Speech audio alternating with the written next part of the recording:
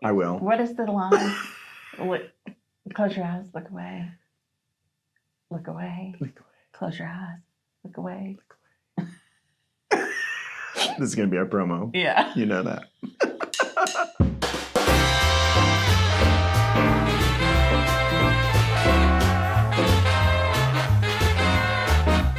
Hello, I'm Adam. I'm Tina. And we're Brewing Theatre. Well, did you have a good weekend? I did. What'd you do? I watched a lot of commercials about Wicked being going to be released. Oh my gosh, I'm so excited about Wicked coming out. I mean, I'm green with envy. They are bombarding us with those commercials. Right? You know what I'm getting bombarded with though, for real? What? I cannot look at a single thing on Facebook without mushroom coffee being shoved down my throat. Well, now that you said it, it'll show up on my feed. I'm sorry. Oh. It knows. She's listening. She's always listening. Yes. We don't say her name, but you know who we're talking about. She comes in dot format and portal format. Right. She's always listening.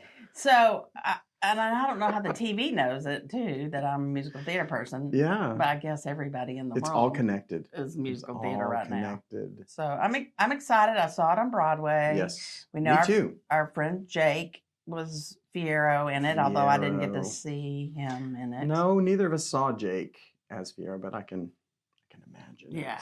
I loved it. I absolutely loved it. And so many of my, I saw it a long time ago. So many of my theater friends were like, "You're not going to like it."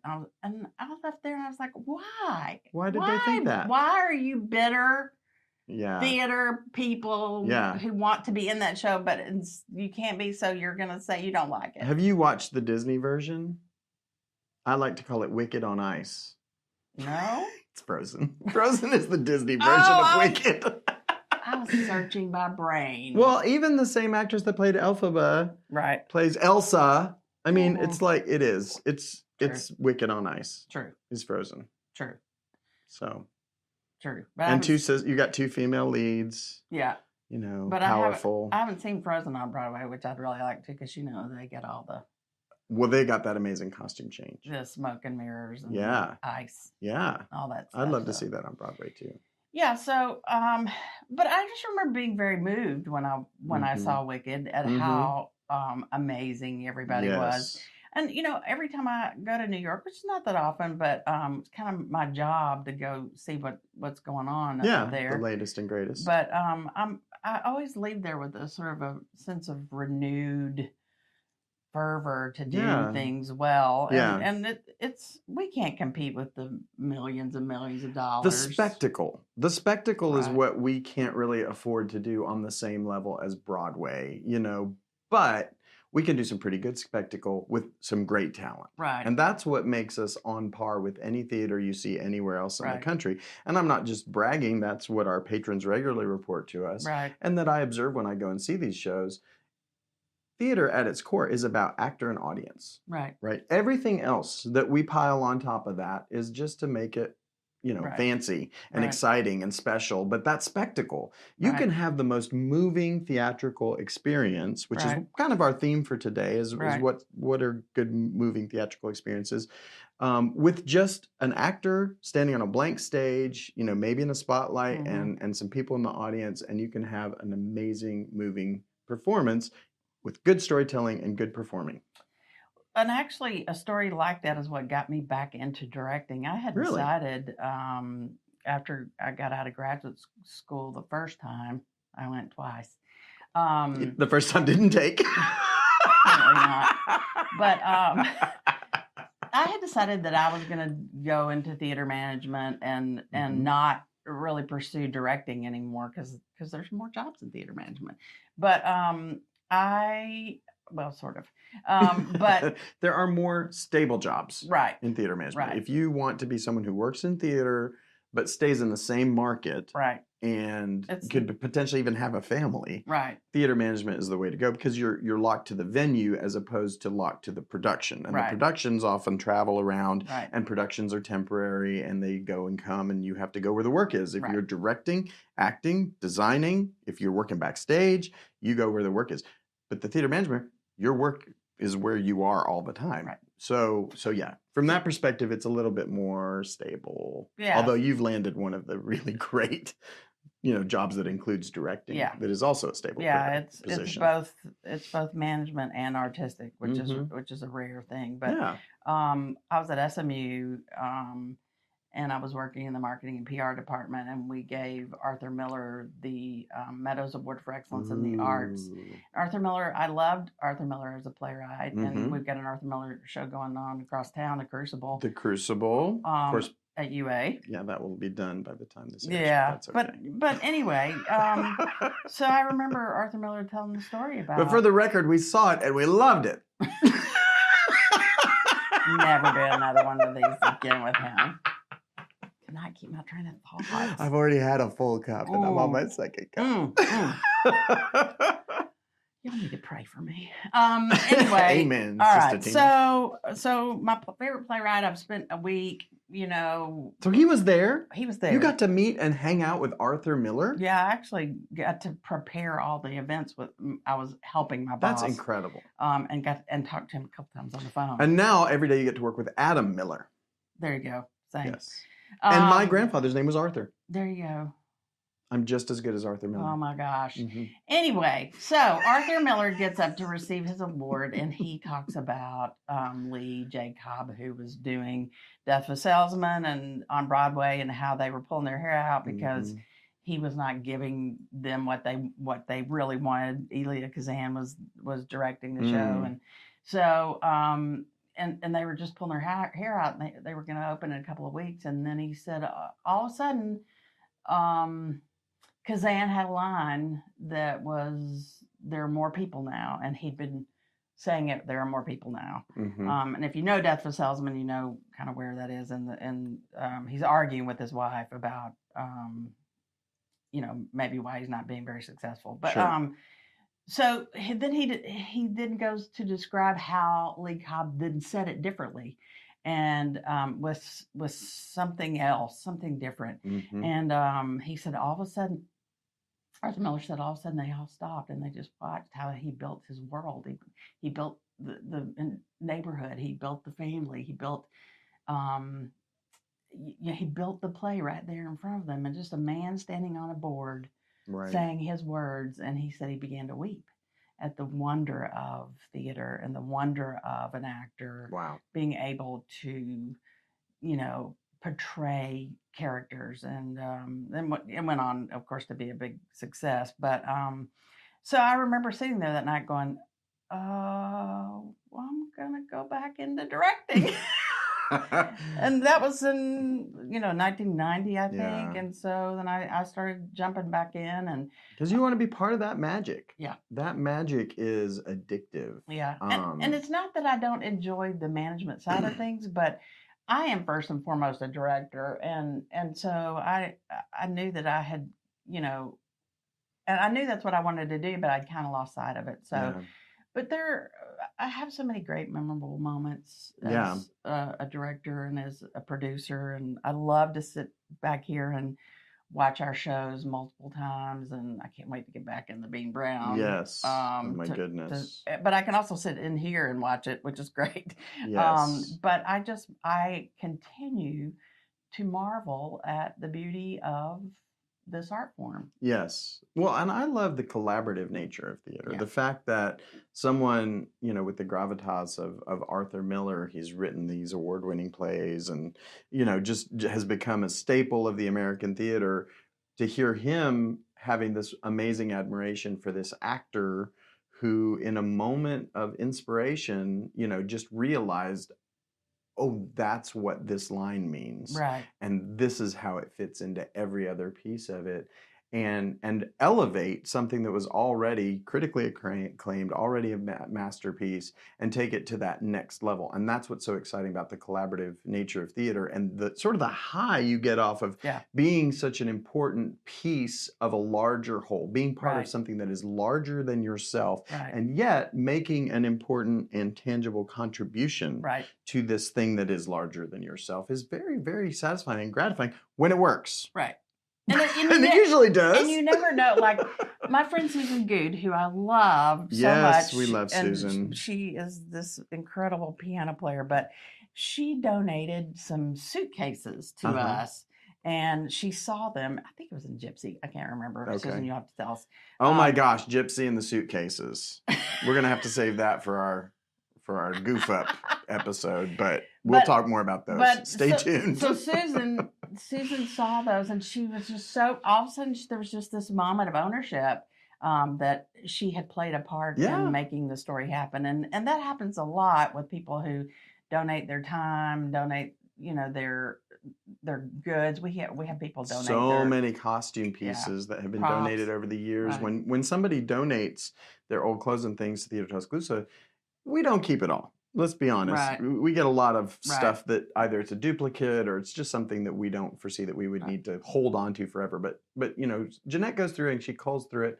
And so it's very possible that something that was in your mother's estate that you donated to Theater Tuscaloosa all of a sudden has a new life on stage one day. And you walk into the show and you're not expecting it. And you're like, oh, there's that dress I donated. There's those suitcases I donated. Amazing at that, at transforming things that have been donated to us. And then elevating creating, she's great at creating new things, but she's also great at adapting things. And, so, everywhere you turn, it's just a creative environment. Sometimes it's stressful, but for the most part, I'm just thankful. I'm thankful for this life, and I'm thankful that I spent the majority of my adult life being creative and being able to celebrate the arts. And your shows with you guys have given me a number of the feels moments throughout the years.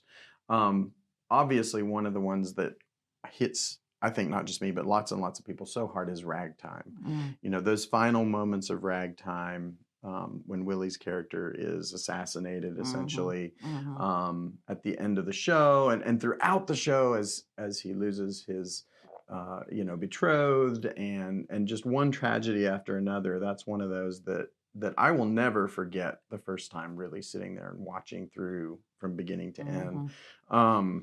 How just moving and powerful theater can be when it is done right. Oh yeah, I will never forget. I don't think I got through any of the Ragtime rehearsals, even this second time around when we did more of a concert version. I think I cried every time because I was just so moved. But I can remember when we were doing the Diary of Anne Frank. Which is a very, very difficult play to do, and very timely. Did you hear the story? Yes. Just recently up in Michigan, I believe. Yeah, high school was doing it. Was doing Anne Frank, and some Nazi protesters showed up. Yeah. This just happened. Yeah, just now. In 2024. So terrifying. And yet at the same time, how relevant is this story that was written decades and decades ago and is being done today and is so threatening to certain people that they still need to come out and protest it? Right. That's a powerful piece of theater. So tell us about our production that we did here, because this was before I got here. I was not able to see it, but I've heard it so many times I feel like I saw it. It's very moving, but there was also, we decided to keep them on stage during intermission, which I'm sure people do all the time. Well, they were doing it at this production that I was just referencing. I don't think that was any kind of unique choice on my part, but I thought, well, they can't leave. Right. No, there's no intermission in the Holocaust. Right. So we decided to keep the actors on stage, and they sort of choreographed this whole, business. They had business. Yeah, they were playing a card game and all that kind of stuff. And then each of them were assigned the time they could go to the bathroom. Right. You may leave the stage to pee. You're number one, you're number two, or whatever. Yeah. But I will never forget, there's this moving monologue that Gary Wise did at the end, which he comes out and tells us exactly what has happened to his family, because he's one of the few that survived, and talking about Anne and Anne's death, and and Margaret, the sister, and just, the first time Gary got through that thing, we were done. We were just a wreck, and I admired him for keeping it together. I can remember Gary saying, Tina, every night when I finished that and walked off stage, that was the last thing before curtain call. He said I would just break down, and you know, Drew was back there to give him a hug, or Charles, because it was just so hard to get through that. But I can just remember that after the show, you know, I watched the whole run of the show every time, but I could either watch all of it up to that, or I could go in and watch Gary do the last thing, but I couldn't watch the whole thing. Right. I literally, by the time we got cumulative effects. Yeah, Gary getting to that moving moment. Yes. I just couldn't do it. Or I could go in there and just listen to that. I mean, but that was one of those things that we knew we had something special. We knew we had an amazing story to tell, an important story to tell. But we also knew that it wasn't gonna be easy. Yeah. And I mean, it's moments like that make you just so thankful to get a chance to be a part of something. Right. And let me share something that you never probably got to experience the same way that we as the audience did. And it was just a silly little play. It used to be called the Dixie Swim Club. And it has a new name that I've forgotten. Yeah, Sweet Delilah Swim Club is the new name. But anyway, we did this back in 2012, I believe, and this was my first Theater Tuscaloosa show to direct, and we cast you in that show, and it's just it on the surface it seems like it's just this silly fun show, but when you get to the end. And your character now has dementia. Right. And I'm getting chills just thinking about it. You know, her friends have brought her out onto the stage. Right. And she has had the worst life. Like, her husband is terrible. Her children were drug addicts and in jail. Oh my gosh, I mean, she's had the worst life. And she's, at one scene comes in dressed in as a clown because her husband has stolen all her other clothes or something. Right. I mean, just ridiculously hard life. Right. And she turns to her friend and she says, "Have I had a good life?" And the friend says, "Yes, you've had a wonderful life."